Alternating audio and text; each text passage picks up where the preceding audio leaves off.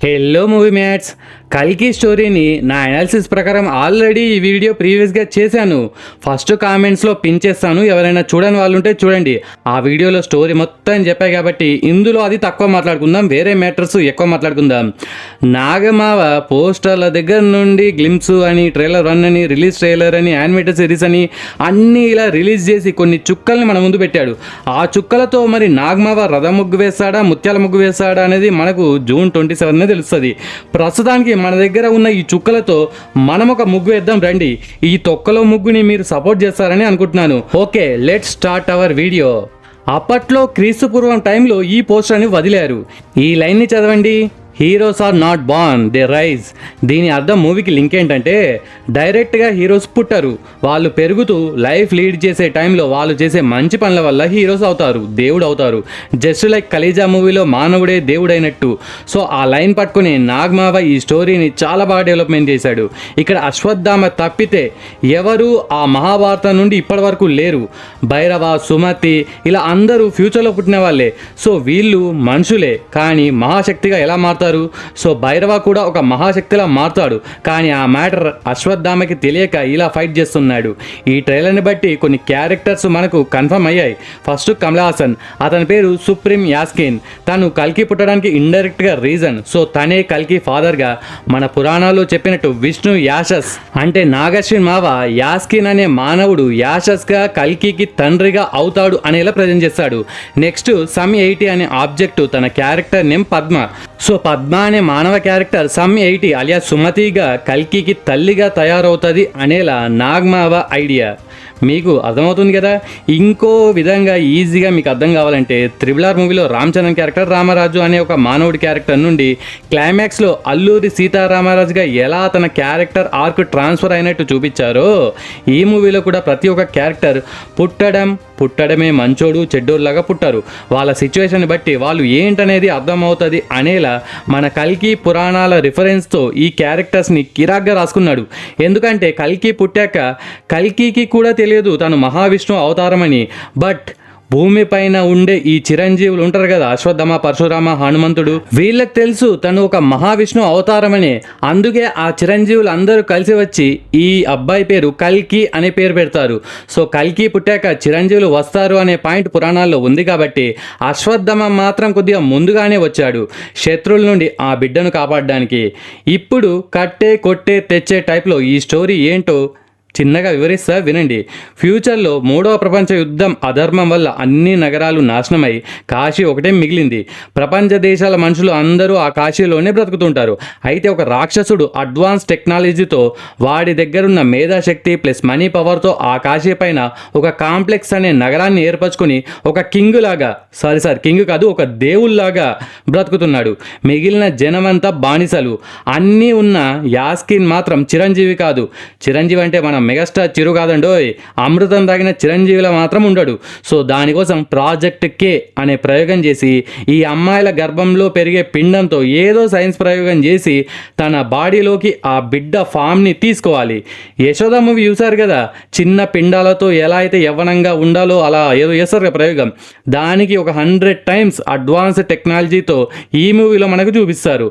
అయితే శంబలాకి ఒక మంచి మహారాణిలా శోభన అలియాస్ మరియం ఉంటుంది.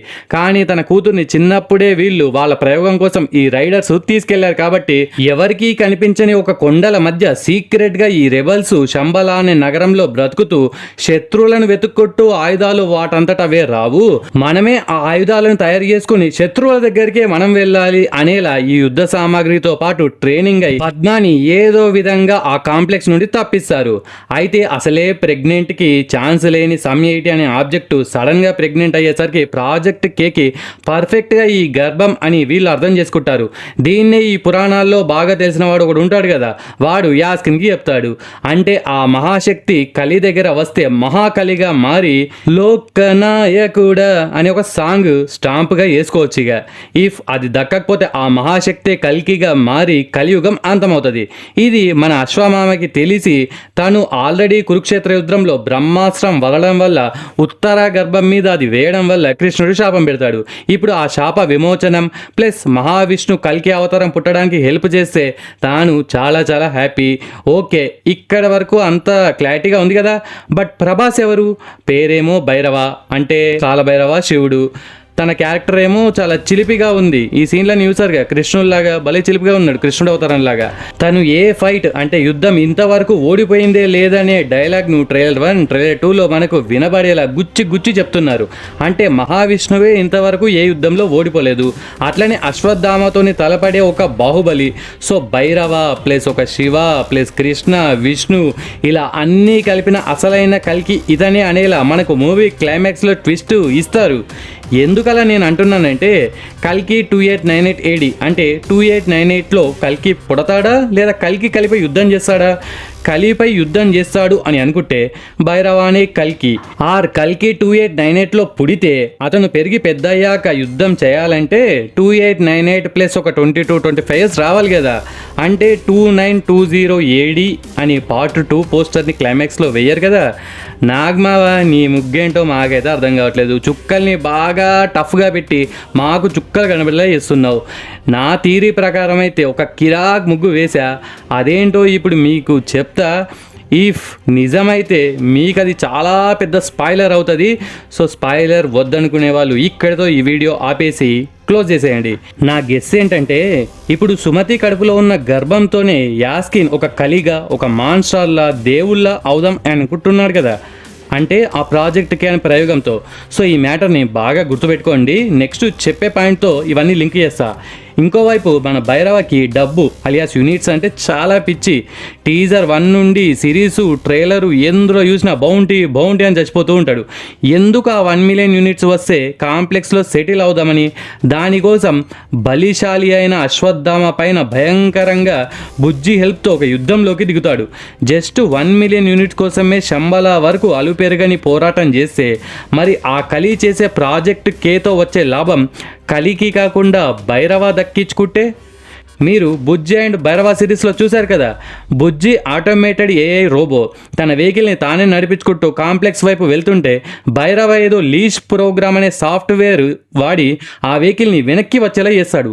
అంటే మనోడికి ఆ అడ్వాన్స్ టెక్నాలజీ పైన మస్తు నాలెడ్జ్ ఉంది. అట్లనే కాంప్లెక్స్లో జరిగే సీక్రెట్ మ్యాటర్స్ అన్నీ బుజ్జికి తెలుసు కాబట్టి, తను కూడా మనోడి పార్ట్నరే కాబట్టి, తను కాంప్లెక్స్లో ఏదో బిగ్ వెహికల్కి కింగ్ అవుదాం అనుకుంటుంది కాబట్టి, సో తన కోరిక కూడా నెరవేరుతుంది కాబట్టి జల్దీ చెప్పంటారా. తన హెల్ప్తో ఆ ప్రాజెక్టుకి ఎలా పనిచేస్తుందో తెలుసుకొని శంబల వాసుల ప్లస్ అశ్వత్థామ సపోర్ట్తోనే ఆ బిడ్డ నుండి ఆ పవర్ని మన భైరవ ఇంజెక్ట్ చేసుకొని అప్పుడు అసలైన కల్కి వర్సెస్ కలి యుద్ధం మొదలవుతుంది. అందుకే భైరవ చేతిలో అశ్వత్థామ స్టిక్ చూడొచ్చు. అట్లనే గ్లిమ్స్లో ఉన్న ఈ విష్ణు చక్రం ఇవన్నీ గమనిస్తే మన భైరవ అనే కల్కి. ఇదే నా వైల్డ్ గెస్. ఓకే, బాగానే వేసాను ముగ్గు. కామెంట్స్లో మెన్షన్ చేయండి. సో వాట్ ఈస్ ప్రాజెక్ట్ కే అనే లైన్ని మూవీ టీం తెగ స్ప్రెడ్ చేశారు అప్పటి నుండి ఇప్పటి వరకు. ఇప్పుడు మనందరం ప్రాజెక్ట్ కే అంటే ప్రాజెక్ట్ కలి అని అనుకుంటున్నాం. కానీ ఆ ప్రాజెక్ట్ కే కలి నుండి కల్కిగా ట్రాన్స్ఫర్ అయ్యి ప్రాజెక్ట్ కే అంటే ప్రాజెక్ట్ కల్కి అని మనకు రివీల్ అయ్యే ఛాన్స్ పుష్కలంగా ఉంది. సో మన భైరవ అనే కల్కి అవుతాడు కాబట్టి తన వైఫ్ నేమ్ పద్మ. అంటే పద్మ అన్న సుమతి అన్న ఒకరే, అట్లనే భైరవ అన్న కల్కి అన్న ఒకరే. కల్కి ఫాదర్ యాస్కిన్ అలియాస్ యాసస్. అమ్మయ్య, నా బుర్రలో ఉన్న మ్యాటర్ని మీ బుర్రలోకి బాగానే ఎక్కించాను కదా. ఇప్పుడు రిమైనింగ్ చిన్న చిన్న డీటెయిల్స్ ఏంటంటే, ఇక్కడ ఉన్న చెట్టు రావి చెట్టు అండ్ ఆ మహావిష్ణువు వస్తాడు అనేలా ఈ శంబలవాసులు ఎప్పటి నుండో వెయిట్ చేశారు కాబట్టి ఈ ఎండిపోయిన చెట్లలాగే మా బ్రతుకులు కూడా ఎండిపోయాయి అని ఒక చిన్న హోప్తో ఆ కల్కి కోసం ఎదురు చూస్తూ ఉంటారు. వాళ్ళకి కల్కి భగవానుడు వస్తాడనే నమ్మకం.